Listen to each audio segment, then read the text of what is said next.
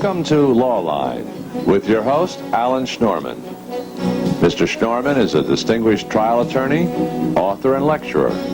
Each week, Law Line will bring you the most knowledgeable experts in the field of law today.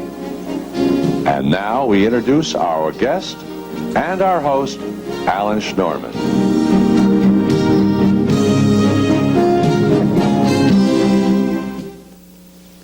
Welcome to Law Line. The philosophy and political ideology of the justices of our nation's Supreme Court play an integral role in the decisions handed down. Today we'll look at the makeup of the current Supreme Court, talk about some distinguished jurists of the past, and see how a case comes from the local level to the highest court in the land. Our guests are the Honorable Ernst Rosenberger, Associate Justice of the Supreme Court, Appellate Division, First Department, and Dean James Simon. Dean Simon is Dean of New York Law School, and Dean Simon has written a new book called The Antagonists, which looks at the noted justices from the Roosevelt era. Hello, Judge Rosenberger. Hello, Dean Simon. Now, the three of us share one common thread, that we're all connected with New York Law School. That's correct. I'm a graduate. Of course, Justice Rosenberger is a graduate. Dean Simon, what's happening at the law school now? A lot is happening. We are just about to celebrate our first 100 years. We'll be having a centennial celebration next year. We look forward to another 100 years of success in the legal community. The law school has always been a school of opportunity for those who might not otherwise get a legal education. It's also been a school that has interacted very closely with the surrounding community of New York City. Judge Rosenberger is a good example, not only a member of the Appellate Division First Department, but on our adjunct faculty, very involved with the school, and we're proud of that. Judge, I know you teach, what subjects do you teach at the school? I teach a clinical course. It's called the Administration of Criminal Justice Clinic, but my students work in prosecutors' offices as their clinical placement. They put in 12 to 15 hours a week in one of the prosecutor's offices in New York, and then we have a class session every week where we draw from their experiences of the preceding week in discussion, in seminar, in lecture. It all weaves together. Now, how would New York Law School, which is a local school for us here who live in the city, compared to, say, an Ivy League school or going out of town? What's your opinion on that? Well, I think it's a very, it's a bread and butter school with a very strong intellectual component as well. I think the school, New York Law School, has always been one in which the graduates work very hard and who are very savvy attorneys. And it's something I'm proud of, not actually having graduated from New York Law School, but from one of those Ivy League schools you're talking about. I think New York Law School graduates perform extremely well. Well, I know that certainly throughout the judiciary and through the trial bar. But what about the library? I know we just built the library. I was hoping you would ask about the library. We have a new library, the Mendick Library, which is just open for business, 60,000 square feet on 4 floors. Gives us the entire Church Street block front. My humble opinion is it's the most beautiful law library in the city of New York. And I'm sure Judge Rosenberger would agree with you. Of course. Well, let me ask you this. I've heard and I've read that applications to law schools are up all across the country. They certainly are at New York Law School, and I think the trend has been for the last 2 or 3 years nationally that applications are up. And nobody is certain of the explanation, though someone said it's a combination of L.A. law, the romance of L.A. law, and the problems on Wall Street. Everybody's moving from Wall Street into the law. Well, at what time, and it wasn't so many years ago, many lawyers were actually moving from the legal profession to the investment banking. Yeah. New York Law School had more than 3,500 applications last year. For how many positions? For just under 400. And what about the opportunities for lawyers once they graduate New York Law School? Well, they run the gamut. Everything from the Wall Street firms, the blue chip firms, to single practitioners. Many go into public service, into the public agencies, but many of them go into private practice in small firms. Though we have our fair share, and we're pleased with it, of those who go into the major megabuck firms. So if there's somebody sitting out there who's saying, well, maybe I'll go to law school, maybe I won't go to law school, what's your opinion? I think they should come to New York Law School. Because I think, first of all, you always need very good lawyers. It seems to me one of the things I say at the law school, and I tell our students, and I tell our graduates, is that lawyers have a special obligation, not just to enrich the bar, but to enrich the community at large. It seems to me lawyers ought to be in a leadership role beyond the bar in the community at large, both at local and higher level. Judge, let's take that same question, but up at one step. Those lawyers who are watching the show, and they're saying, maybe I'd like to be a judge, maybe I should be a judge, maybe I won't be a judge. What's your advice to them? I think being a judge is great. My advice to them, if they can do it, is to do it, because it's very rewarding. Okay, however, Judge, I must say, those attorneys that I speak to always say, yes, but I have 2 kids just about to go to college, and have these expenses and those expenses. What do you say to them? Be prepared to make do with a little less if you're going to be a judge. Because, as you know, we're not paid at the same rate as the bar is. The incoming person in the blue chip firm that Jim was talking about will, within 3 years, earn more than the presiding justice of the appellate division.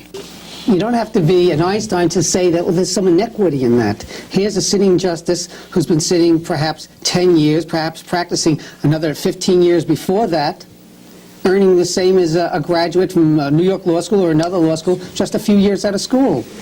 There's something wrong with that. There is something wrong with that, it seems to me. Something terribly wrong with that. I mean, I think that the graduates, the young graduates, are overpaid, and the partners will tell you that they don't really earn their keep, that it's an investment in the future, and the judges are underpaid.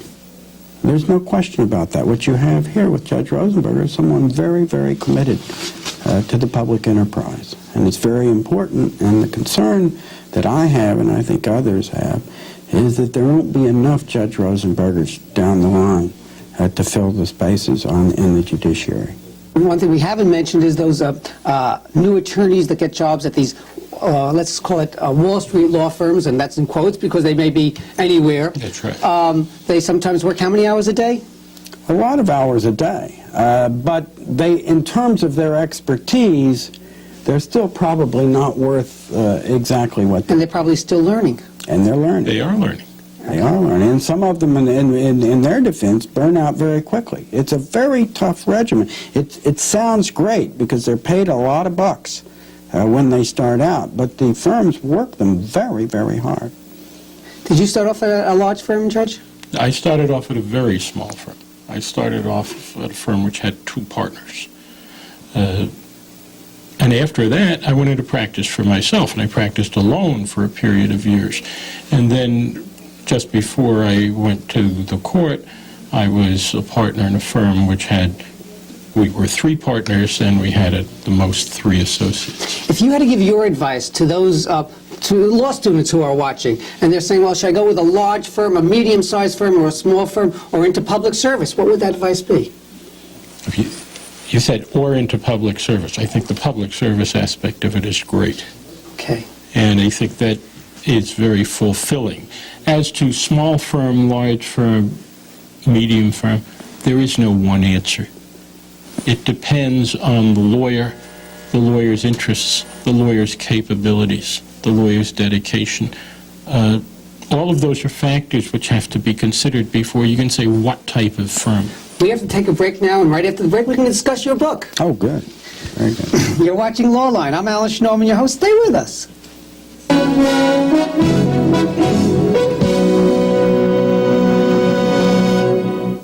There's a reason people whisper when they tell you a rumor. It's because 9 times out of 10, it's not true. Take all the rumors about AIDS. People are saying you can catch AIDS from a mosquito bite or in swimming pools. The fact is, there isn't a single case of AIDS on record caused by casual contact. It's up to you. You can believe the rumors, or you can get the facts. Rumors are spreading faster than AIDS. Call your local Red Cross for the facts.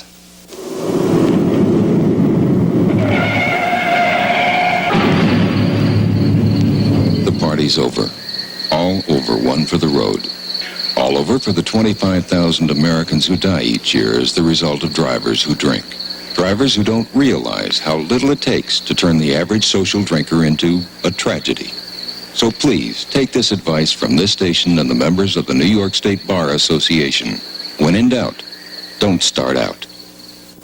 And now a word from the American Lung Association. Your lungs are an incredible piece of machinery, but your lungs are also incredibly delicate. Diseases of the lung are among the most frequent causes of suffering, disability, and death in the United States. Lung cancer is now the #1 cancer killer in America among both men and women. Chronic bronchitis and emphysema are marked by chronic obstruction to the airflow. Among chronic diseases, asthma is the leading cause of school absenteeism. Yes, TB is still with us. In the past year, over 22,000 Americans have contracted TB. Lung trouble can come from the air you breathe at work, but thanks to the American Lung Association, you can breathe a little easier. They're working to fight all this lung disease. Your lungs are a miracle. Take care of your lungs. They're only human. And if my lungs weren't in great shape, I couldn't have said all this. The American Lung Association. The Christmas seal people. This man will have a heart attack in 20 minutes. At first he'll think it's indigestion, but the pain won't go away. He doesn't want to die. He just hasn't gotten around to the things he's been planning to do. Like lowering his blood pressure and cholesterol, losing weight and exercising instead of passively watching others. Soon he'll catch the end of the game. There'll be no overtime. You can help prevent heart disease. We can tell you how.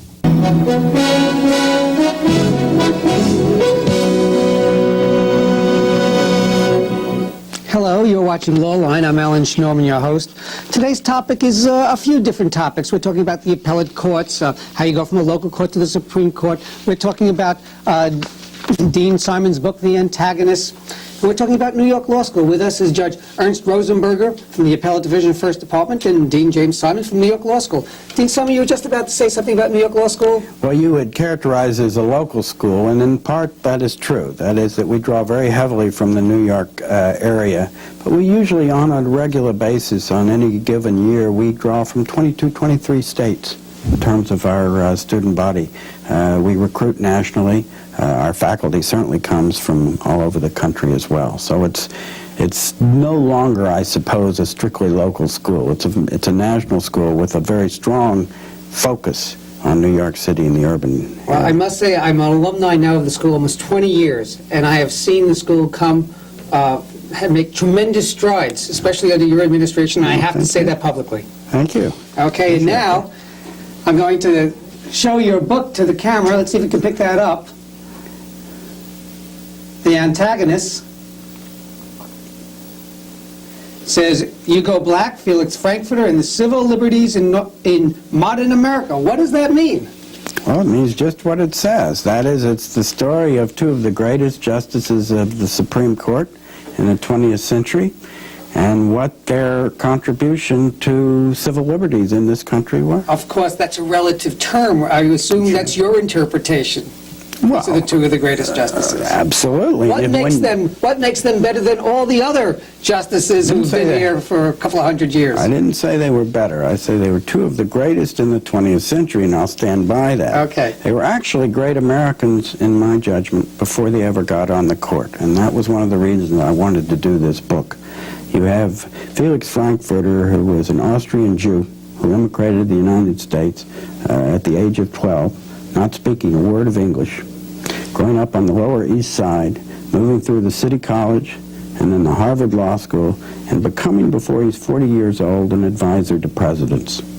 A major figure in the law. He taught at the Harvard Law School. He defended he attacked the integrity of the process of Sacco and Vanzetti. He became an advisor to Franklin Roosevelt. He was a founder of the American Civil Liberties Union. He was a great man, a great American, before he was ever appointed to the Supreme Court.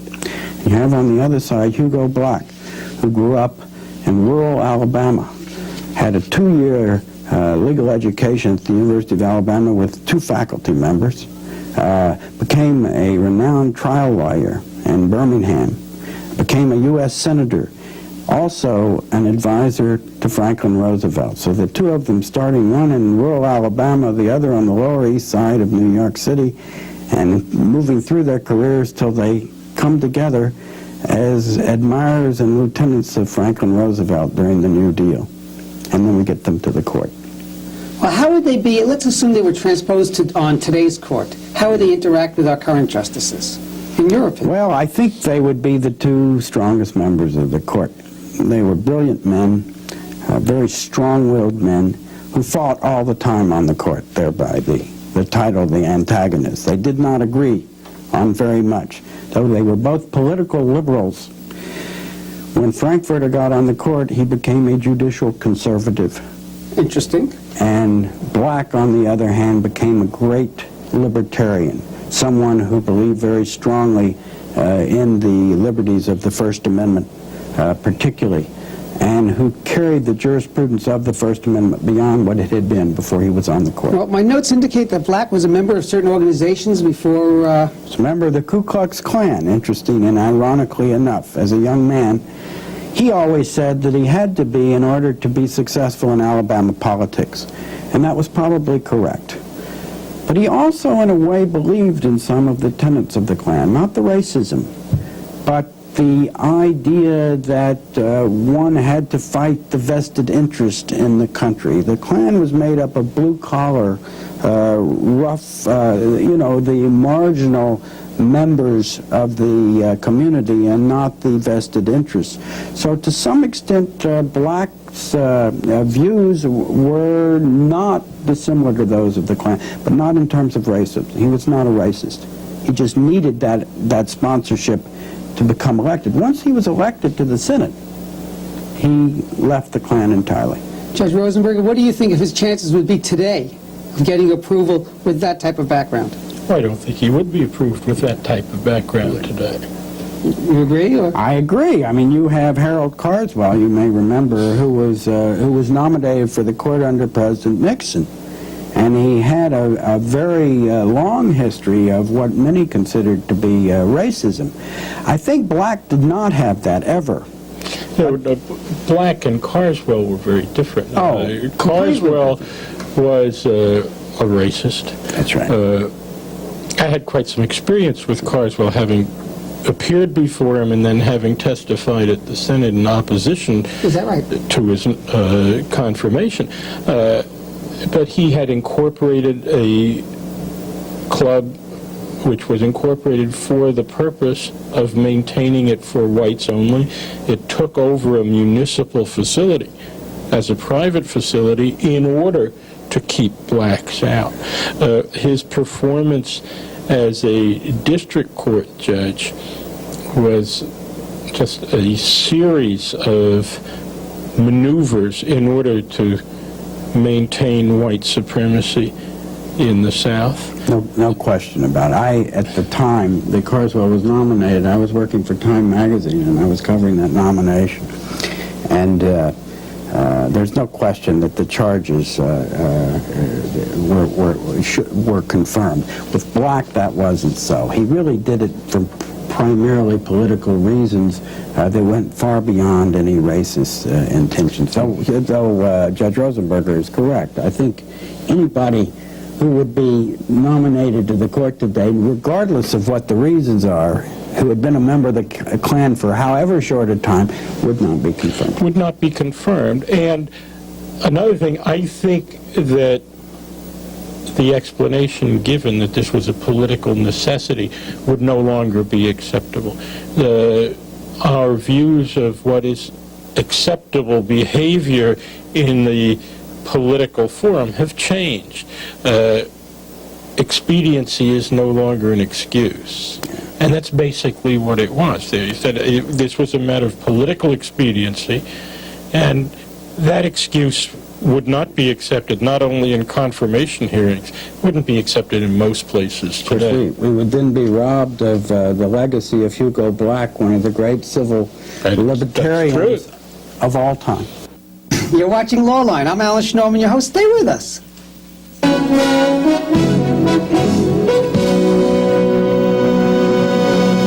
My father taught me to steal. And a pitch. Today I struck out 7 and stole home. I think Dad would have been proud. Coach was. He said he wished Dad had taken as good care of himself as he did of me and Billy. Billy won't talk about it, and Mom can't stop crying. I don't know what it's like to have a heart attack, except I can see it hurts. It hurts bad. You can help prevent heart disease. We can tell you how. My father, Gordon McRae, was one of the biggest stars in musicals. He was also an alcoholic. When I was little, I thought I could stop my dad from drinking. But only the alcoholic can do that. And finally, my father got help and stayed sober the last 7 years of his life. I was so proud of him. Alcoholism is treatable and preventable.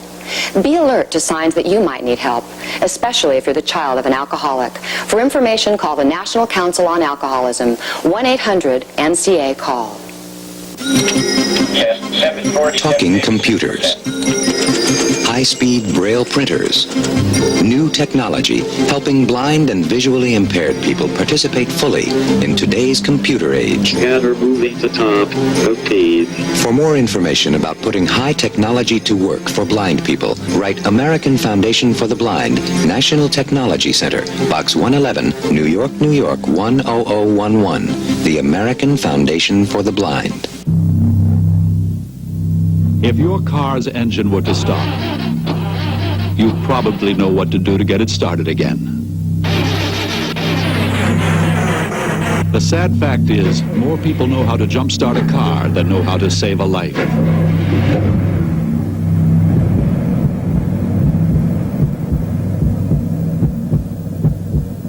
Learn how to jumpstart a life. Learn Red Cross CPR.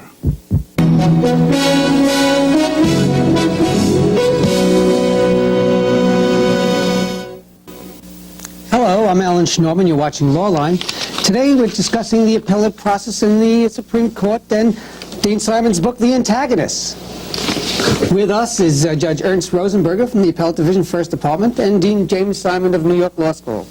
We were just talking about the Supreme Court and nominations, and what about what happened with Judge Bork? Well, I think Judge Bork was turned down for ideological reasons, not for political reasons, as he suggests, so politics entered it. I think he had too long a track record of not just criticizing, but attacking some of the major civil liberties opinions of the Supreme Court of the modern era. And that's what I think ultimately persuaded the senators to vote him down.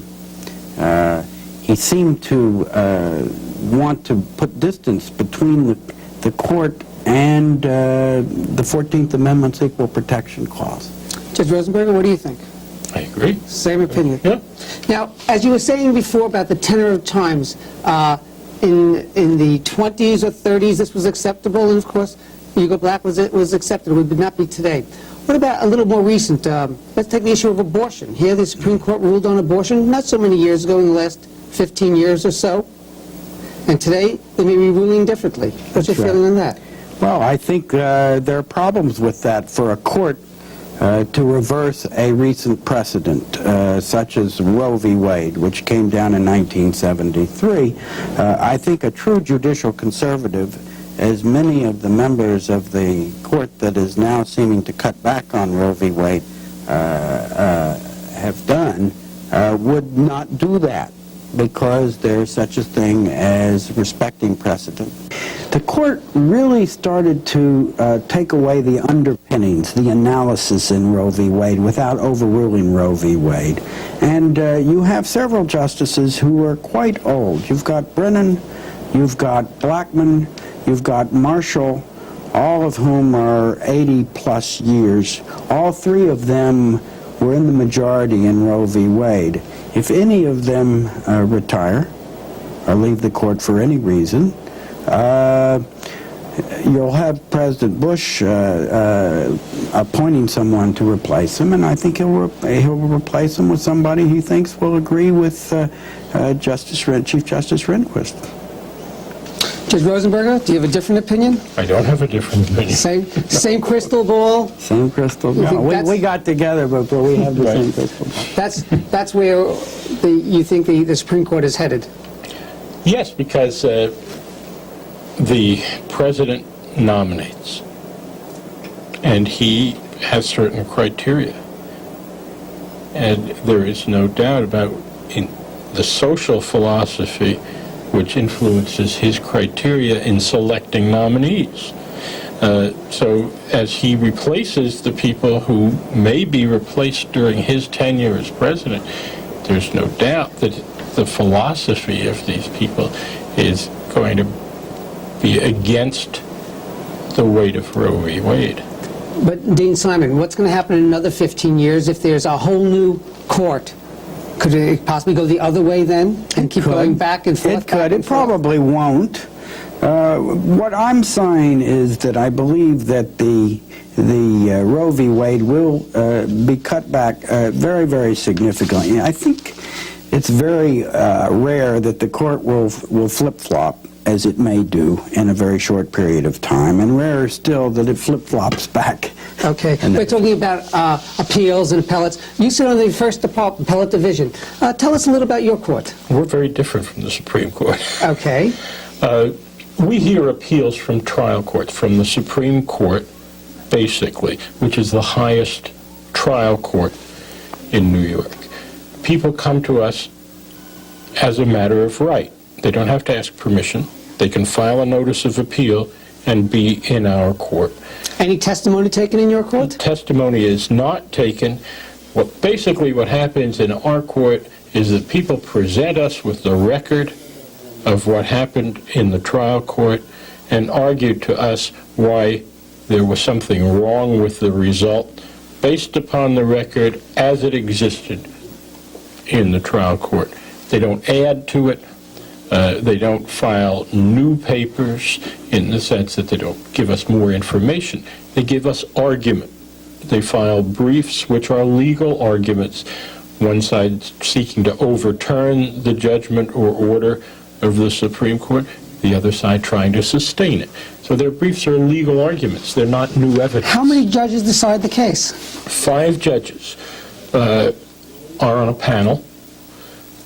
And we are 13 judges in the court, but we sit throughout the week. And how are the judges selected for any particular case? That is done in a complicated way.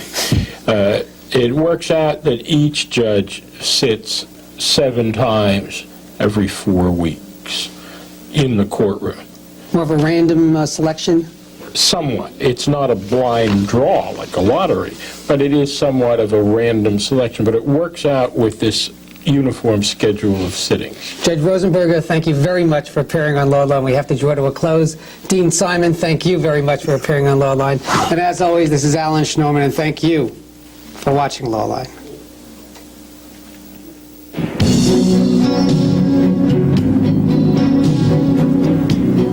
You have been watching Law Line with your host, New York trial attorney, author, and lecturer, Alan Schnorman. Mr. Schnorman will be back with you next week at the same time. If you have any questions or comments about this week's program, please write to Law Line, 27th floor, 63 Wall Street, New York, New York, 10005.